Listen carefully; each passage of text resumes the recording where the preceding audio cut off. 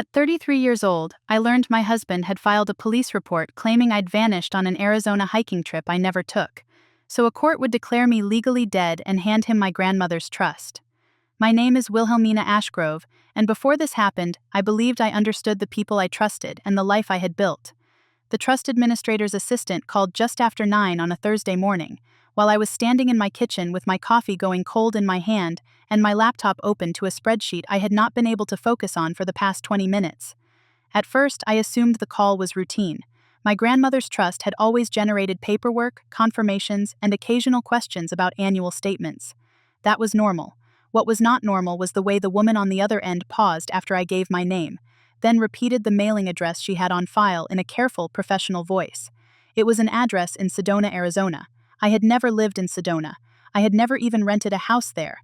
In fact, I had not been to Arizona in over 10 years, and the last time I had crossed that border had been for a work conference in Phoenix, long before I met my husband. So I told the assistant, as calmly as I could manage, that there had to be some mistake. There was a long silence. Not the kind of silence that means someone is looking up a line item in a database, but the kind that means the person on the other end has just been forced to process information that does not fit into the shape of the call they expected to make. Then she said, very quietly, that she was sorry, but according to the file, I could not be alive. I remember gripping the counter so hard my knuckles ached. I asked her to repeat herself.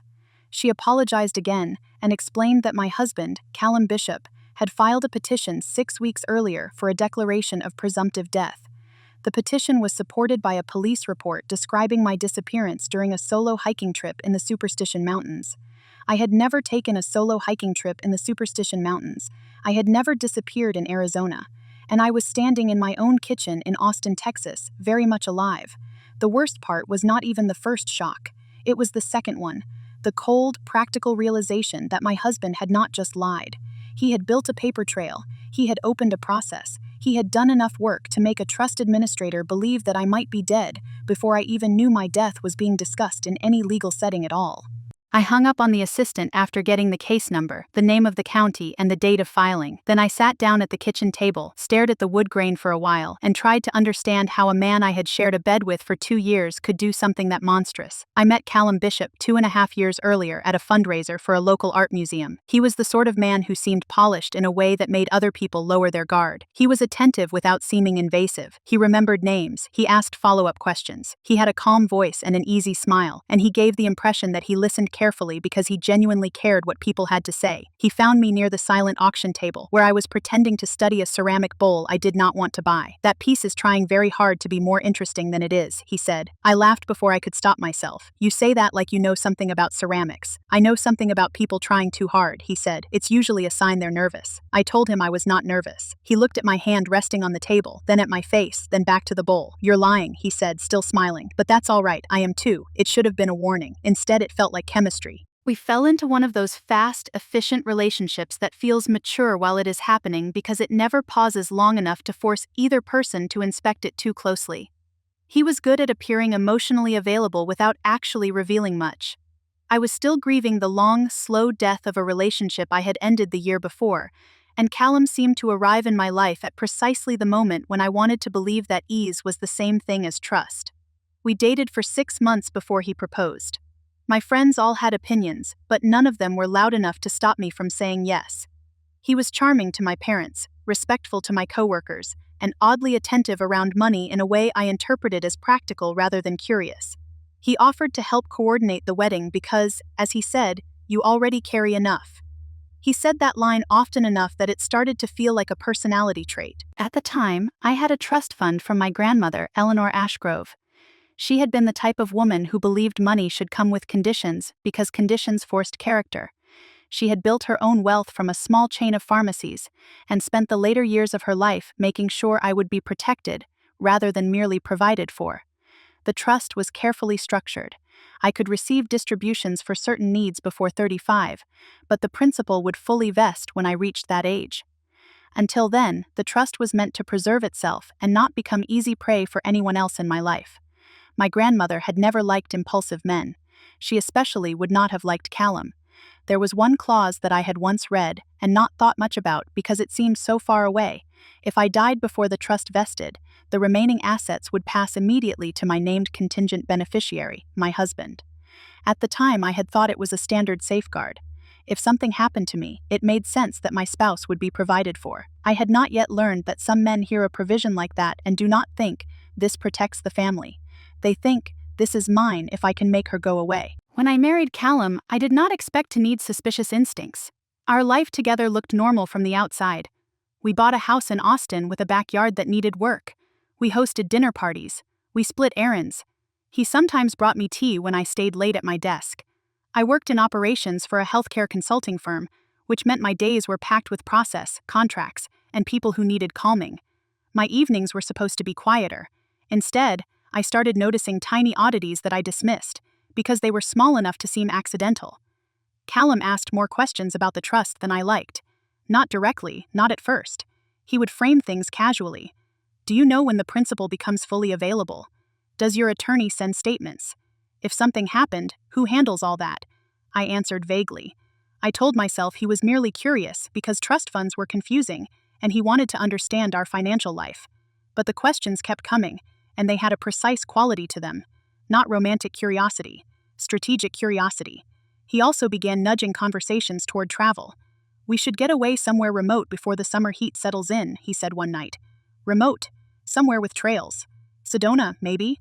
Or somewhere in Arizona. The red rock stuff looks beautiful. I remember looking up from my plate and noticing that he was watching my expression a little too closely. You want to hike? I asked. He shrugged. It sounds healthy. You always say you need to clear your head. I said, half joking, that he sounded like a brochure. He laughed and changed the subject, but I started paying more attention after that. It is strange how a single sentence can rearrange the way you see a person. What seemed like a harmless suggestion one week can feel like a script line after you know where it is leading. The morning of the call, I did not yet know the details. I only knew enough to feel the first edge of panic. I called Priscilla Nakamura, a lawyer a colleague had once recommended when her sister had been going through a difficult divorce with business complications. Priscilla had a reputation for being dry, exact, and nearly impossible to rattle. When I explained the situation, she did not interrupt me once. That alone steadied me. Do not confront him yet, she said the moment I finished. You believe me? I believe there is enough here to justify immediate concern. If this is fraudulent, confrontation without a plan only helps him. She asked me to email her everything I had from the trust administrator that told me she would pull the court file and see what had actually been filed. And Wilhelmina, she said, in the particular tone lawyers use when they want you to understand they are being serious without becoming emotional. If your husband is involved in a presumptive death petition, that means he is trying to create a legal version of you being gone. We need to move carefully. I spent the next hour in a state that felt like dissociation wearing a business casual mask. I opened drawers, I made a list, I checked our shared filing cabinet in the hall and found nothing alarming at first, which somehow made me more unsettled. Then, in the back of the cabinet, I found a folder marked with warranty paperwork and old tax records that had clearly been handled more recently than the rest. Inside were photocopies of my passport and driver's license. I had not put them there. I know exactly how they had gotten there too. Callum had always been the one who organized our household papers, a habit I once considered responsible and later recognized as access. He had probably asked to scan them for emergencies or for travel. He had probably done it with the same relaxed smile he used when he took over tasks that made it easier for him to gather information. The folder was not proof of anything by itself, but it was enough to make my stomach turn. Priscilla called back that afternoon and asked if I was seated. I told her yes, though I was standing in the doorway of the laundry room. He filed in Maricopa County, Arizona, she said. The petition alleges you disappeared after a solo hike in the Superstition Mountains.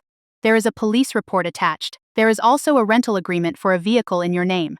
On paper, he built a very convincing case. I could barely speak. How is that possible? That is what we are going to find out, she said. She explained, as patiently as if she were talking to someone about a complicated insurance claim rather than the active falsification of my own existence, that presumptive death petitions are not granted lightly. In most jurisdictions, a person must be missing for a significant period before a court will declare them dead, but filings can still start the machinery, and once a trust administrator sees a petition, they may freeze distributions, send confirmations, or begin requesting proof of life. So he can't get the money yet, not yet, but he may be trying to position himself for the moment you become legally unavailable, or he may be trying to force a faster process by controlling the story. We need the complete file. I asked her whether he could have done this alone. There was a pause. Probably not, she said, which means we need to assume there are at least 2 other people involved or complicit. That sentence changed the shape of everything.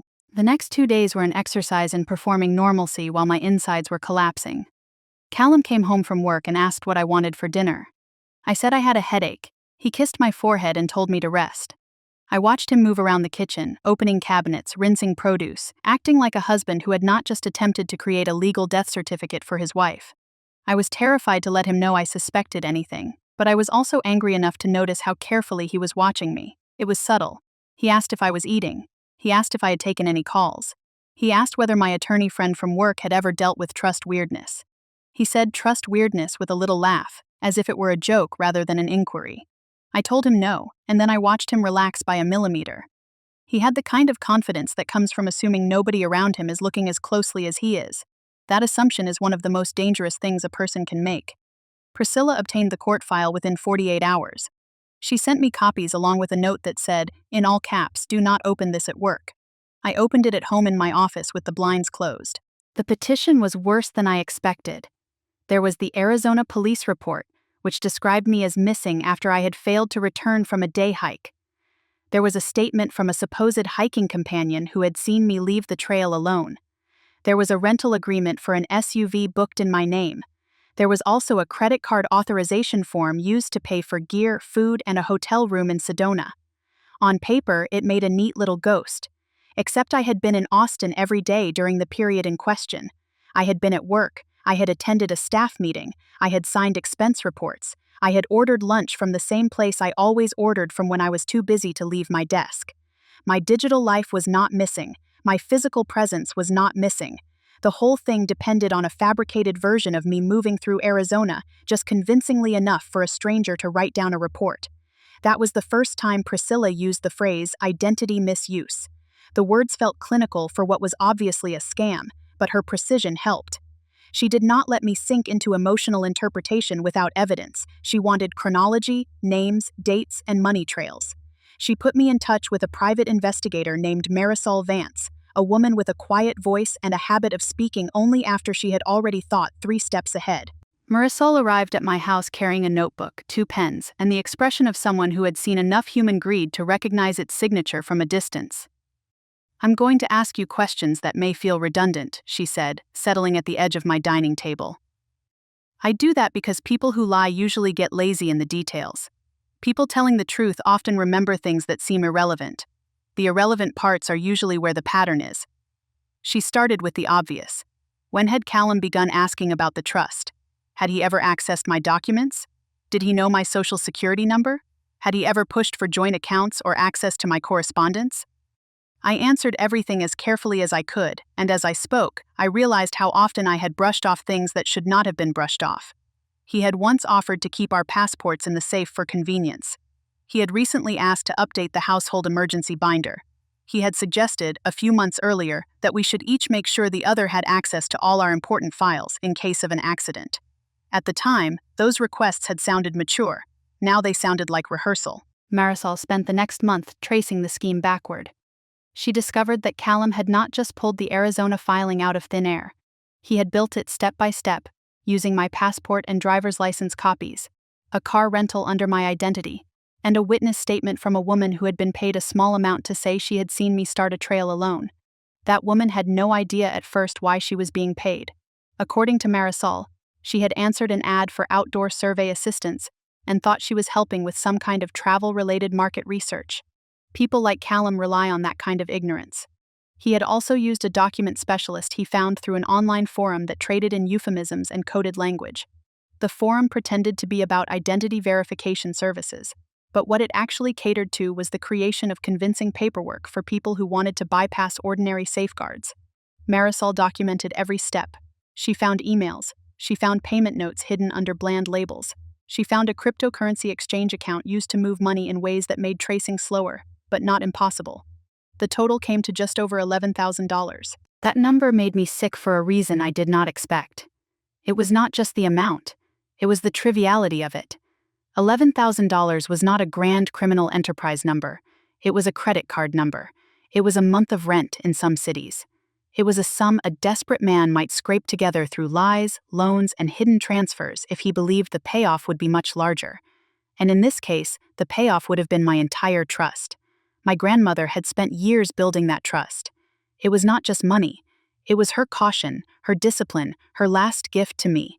The thought that Callum had looked at that structure and seen an opportunity to convert my death into his windfall made me feel physically cold. Priscilla wanted everything before moving. "Once we intervene, he'll know the petition is compromised," she said. "If there's any evidence on a device or account he can destroy, we need enough to survive that." So we watched him for a little while longer. That was the strangest part of all of it. I kept sleeping in the same bed as a man who had designed a scenario in which I would vanish, while two professionals quietly gathered the proof that I was alive enough to ruin him with. I found myself studying his behavior at dinner with the detached intensity of a detective in a cheap film. He was not a nervous criminal. He did not pace or sweat. He was attentive, almost tender. He asked about my day and listened to my answer. He refilled my water glass. He suggested we take a weekend trip to Houston to see his sister. Though his sister and I had never been particularly close, he was trying to keep everything normal. That made me more afraid than if he had been acting erratically. One night, I heard him talking on the phone from the back patio after I had gone upstairs. His voice was low enough that I could not catch many words, but I heard enough to know he was discussing paperwork and the timeline. When I came down the hallway a few seconds later, he ended the call immediately. "Everything okay?" I asked. "Work stuff," he said easily. I nodded and went back upstairs, but after I closed the bedroom door, I started shaking. By then, Priscilla had enough to move. She prepared a filing in Arizona to intervene in the presumptive death proceeding and attached a package that was as devastating as it was simple. A sworn statement from me, employment records proving I had been in Austin every day the petition claimed I was missing, credit card records, time-stamped building access logs, and a text message history showing that I had been actively communicating during the exact dates of the alleged disappearance. It was an elegant legal wrecking ball. The Arizona court dismissed the petition almost immediately after reviewing the filing. The judge referred the matter to law enforcement because the evidence of fraud was so plain that it no longer looked like a private dispute. It looked like a crime. I remember sitting in my car in the parking lot of my office when Priscilla called to tell me. "He's not getting a declaration," she said, "and the court has already forwarded the file for criminal review." I let out a breath I had not realized I'd been holding. "He knows yet?" "Not necessarily, but he will. Soon." That night I did not confront him. I wanted to. God, I wanted to. Part of me wanted to throw the whole file on the table and watch his face change. Part of me wanted to scream. But Priscilla told me to wait until she was ready, and until the law enforcement piece had moved enough that he could not simply vanish himself. So I waited. The waiting was its own kind of punishment. I made dinner. He asked what was wrong because I was quiet. I said I was tired. He reached for my hand across the table, and I had to stop myself from pulling away too fast. There is a special ugliness to being deceived by someone who knows your body language well enough to notice when your pain becomes harder to hide. 2 days later, Priscilla told me we had enough. The Arizona case was officially dismissed and the file had been flagged for investigation. Marisol had identified the document specialist, whose real name was not the one used in the forum, and had begun locating the payment trail more fully. The witness had also been found. Now it was time for the conversation. I chose a Wednesday evening because Callum had no reason to think anything unusual would happen then. He was in the kitchen when I came home, stirring something in a pan. The smell of garlic and tomatoes filled the house. It was so domestic, it made me want to laugh. He looked up when I walked in. "You're late. I had a meeting." "Everything okay?" "Actually," I said, setting my bag down carefully. "We need to talk." He turned the burner off and leaned one hip against the counter. "That sounds ominous." I sat at the dining table and slid the folder toward him. He glanced at it and then at me. "What is this?" "Your attempt to have me declared dead," I said. For a second, he just stared. Not because he was confused, because he was calculating. He did what liars often do when the truth arrives before they have a script. He tried to act offended. "That's insane. Open it." He did not. "Wilma, what are you talking about?" I hated when he used the nickname. He only used it when he wanted to sound affectionate enough to soften something dishonest. "The Arizona petition has been dismissed," I said. "The court already referred the case to law enforcement. Priscilla Nakamura has the file. Marisol Vance has the payment trail. I know about the fake police report. I know about the rented vehicle. I know about the witness you paid. I know about the document specialist. I know about the crypto transfer." His face changed in stages. First confusion, then irritation, then something like fear. He tried one more time. "You think I did this? Why would I do that?" I stared at him. "Because you thought I would die on paper before I noticed what you were doing," I said. "Because you wanted the trust." That landed. I saw it land. There was a tiny pause, and in that pause I understood that I had been right all along about the trust questions, the travel talk, the careful interest in my documents.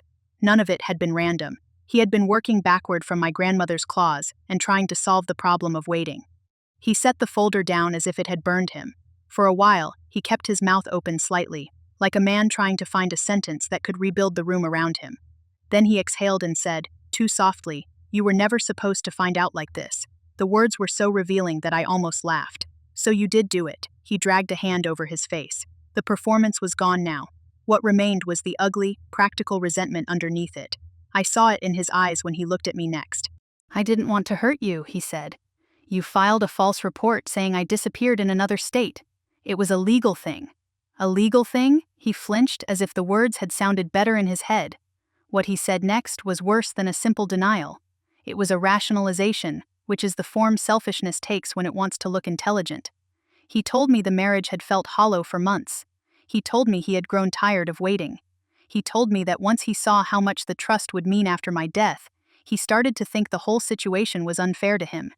He was my husband, he said, and marriage should mean something. He said he had debts he was trying to settle and pressure he was under, and that he had convinced himself I would be better off in some vague, imagined version of life somewhere else. He actually said you would have started over. I remember looking at him, stunned, not by the lie but by the cruelty of the logic behind it. He had not just wanted my money. He had decided that my disappearance would be easier to live with than a divorce, because a divorce would leave me alive enough to object. That was his moral boundary. Not whether to destroy me, but whether to do it in a way that inconvenienced his conscience. "So your solution," I said slowly, "was to make me dead." He looked away. "It wasn't like that. It was exactly like that." He started pacing now, finally stepping into the body language of a trapped person. He said he had never expected the petition to move that quickly, that he thought it would just buy him time, that he had only wanted to get ahead of the trust. He said he had not planned to hurt me directly. I asked him if he thought fabricating my disappearance did not hurt me directly. He had no answer to that. By the time Priscilla arrived with a law enforcement liaison and a second attorney I had never met before, Callum had gone pale and silent. I had already recorded enough of the conversation on my phone to preserve his admissions, though in truth the case did not need much more by then. He was charged with filing a false police report, identity theft, and attempted fraud. Because the conduct reached across state lines, Texas and Arizona both had interests in the case, and Priscilla explained that coordinated prosecution was likely. The legal language was dry, the reality was not. For a while the house felt contaminated. Every cabinet and drawer seemed to hold a version of the life we had pretended to have. I moved into the guest room. Callum was not immediately arrested that evening, but law enforcement had what they needed, and he was eventually taken in after more interviews and the sealing of certain financial records. He tried to look bewildered when they came, as if this had all happened around him instead of because of him. I did not cry until the door closed behind them. Then I sat on the bed in the guest room and cried so hard my ribs hurt. People think the end of a betrayal is the dramatic part. It is not. The dramatic part is the discovery. The end is paperwork. It is phone calls. It is explanations to insurers and banks and family members and the person at the title company who needs to know why your marital status may soon change. The ugliness of the aftermath came in waves. My bank called twice to verify my identity because the trust proceeding had triggered internal safeguards. The first representative sounded polite but tense. The second asked a series of questions that felt absurdly intimate and deeply insulting at the same time. Previous addresses, branch visits, old account transfers, a loan payment from 3 years earlier. I understood later that my name had been cross-referenced in a national system used to flag estate-related fraud. It took months to clear every administrative mark. My attorney had warned me, but hearing the warning and living it are different things. There is a disorienting kind of humiliation in being required to prove you are alive to organizations that already have your entire financial history on file. My parents were furious in a way that went beyond anger and moved into protective grief. My mother cried when I told her. My father said, very quietly, that if Callum had been standing in front of him then, he would have needed to be restrained. When I finally showed my mother the police report, she read only the first page before setting it down. She pressed both hands over her mouth and stared at the table for a long time. Later, she told me she wished she had never looked at it, because now she could not unsee the cold bureaucratic way my life had been discussed, as though it were a missing file. It hurt them to imagine how close it had come. It hurt me too, but in a different way. Their pain was fear of loss. Mine was the humiliation of realizing how carefully I had mistaken proximity for safety. Marisol kept uncovering details even after the case moved into prosecution. The witness had really been paid through a small transfer chain. The document specialist turned out to have done similar work before, though never on a case this reckless. Callum had used pieces of my own identity against me with enough care to create the illusion of a legitimate disappearance. That was what made the scheme so sinister. It was not a dramatic kidnapping plot. It was bureaucratic violence. It was someone believing that if he could make the forms persuasive enough, reality would bend around them. Priscilla told me that presumptive death fraud was rare, but not unheard of. Most people who attempt it underestimate the system, she said one afternoon when we were reviewing the last set of filings. They think the court is the only gatekeeper. It isn't. Employers, banks, tax agencies, insurers, trustees. A fraudulent death has to survive many small checks, and all it takes is one. She tapped the table lightly with her pen. In your case, the trust administrator was that one. That sentence stayed with me. Callum had built an elaborate lie, but he had made one mistake he could not foresee. He assumed that I would not be the person who got the call. He assumed a trust office would simply follow procedure and move on. He did not count on a real human being noticing that the name on the file and the voice on the phone did not belong to the same life. It was one ordinary confirmation call that cracked the whole thing open. The case moved slowly after that, though not as slowly as I feared. Callum eventually accepted a plea agreement. The evidence was too strong, the trail too visible, once investigators had started unwinding it. The money transfers, the forum messages, the false witness, the rental agreement, the forged claim about the hike. It all fit together too neatly to deny forever. He pleaded guilty to identity theft and filing a false report, and he received 5 years with the possibility of parole after 2.5, along with a restitution order. The exact sentence stopped being the most important thing long before it was handed down. What mattered was that the lie had become impossible to bury under paperwork. I filed for divorce the same week the charges were formalized. Priscilla handled everything with a level of competence that made me grateful beyond words. She made sure the trust remained protected. Once the fraudulent death declaration was voided, the terms reverted to their original structure. My grandmother's gift remained mine, untouched by the marriage's collapse. The court granted the divorce without any meaningful resistance. Once Callum's criminal case made his position indefensible, there were still plenty of humiliations to endure. Paperwork that required my signature, statements that asked me to describe what had happened in sterile language, conversations with financial institutions that treated fraud as a category rather than a wound. But I was no longer trying to protect a man who had decided to become my enemy. That changed everything. In the months that followed, I became almost obsessive about rebuilding my routines. I changed locks, of course. I had the security system rekeyed and updated. I replaced shared passwords.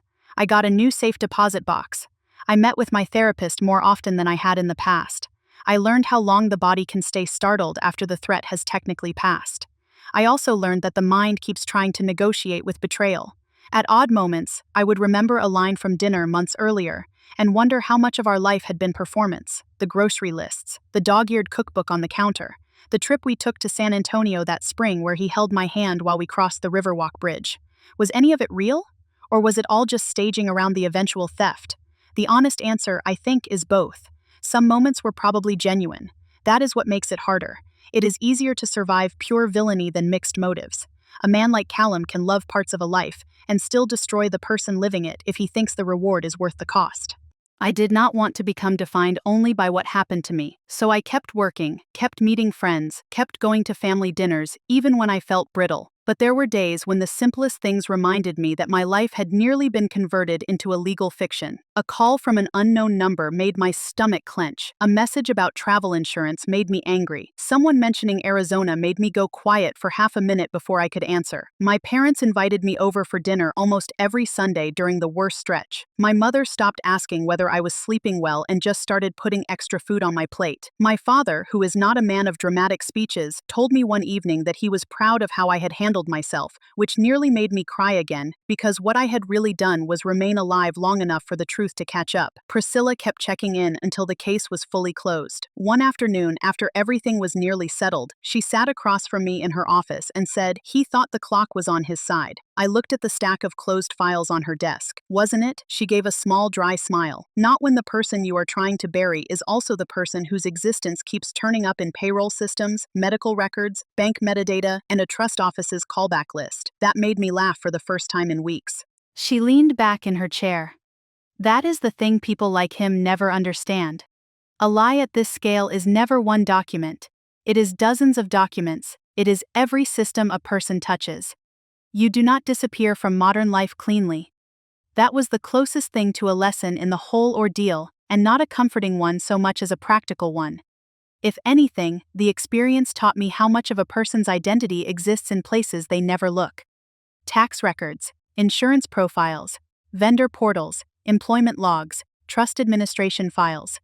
When someone tries to erase you, they are not only attacking your body or your marriage, they are attacking the quiet architecture that proves you have a place in the world. And yet, in a strange way, that same architecture saved me. The trust administrator's assistant had noticed the address. The assistant had questioned it. That question had reached me before the lie could ripen into something irreversible. I still keep the voicemail from that first call. Not because I enjoy hearing it. I do not. I keep it because it is evidence of how small the beginning of a disaster can be. One routine question, one wrong address, one slight hesitation on the phone.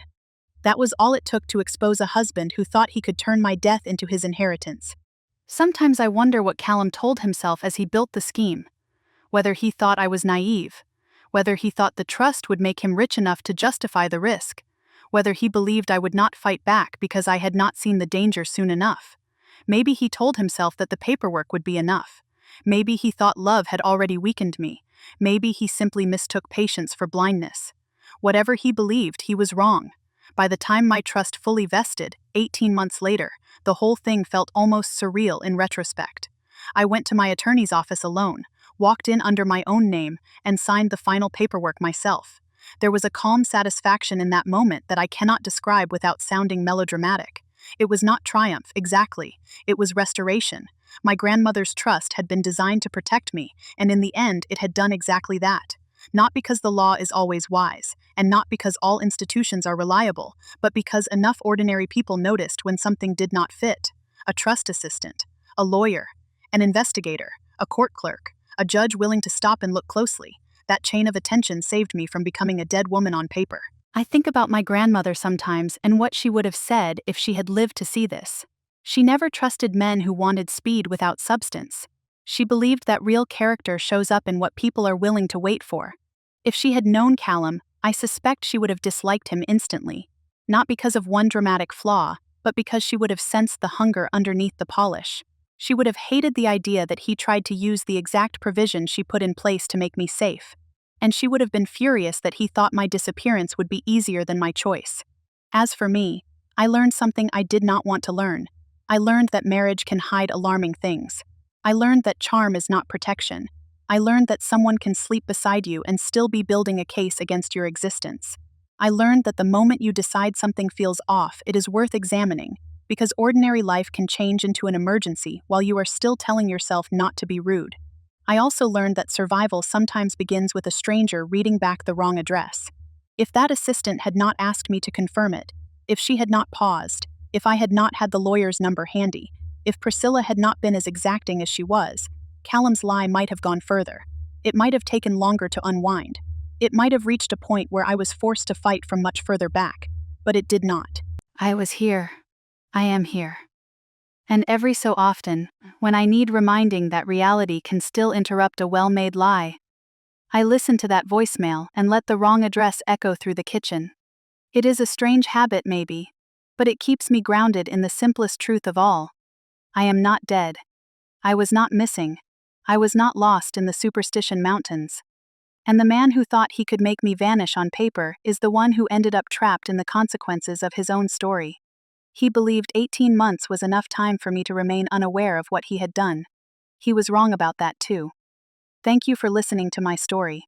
Subscribe for more true-to-life stories about family land, betrayal, resilience, and the fight to reclaim what should never have been taken. I hope you leave here a little more cautious, a little more willing to ask questions, and a little more certain that the truth is worth chasing.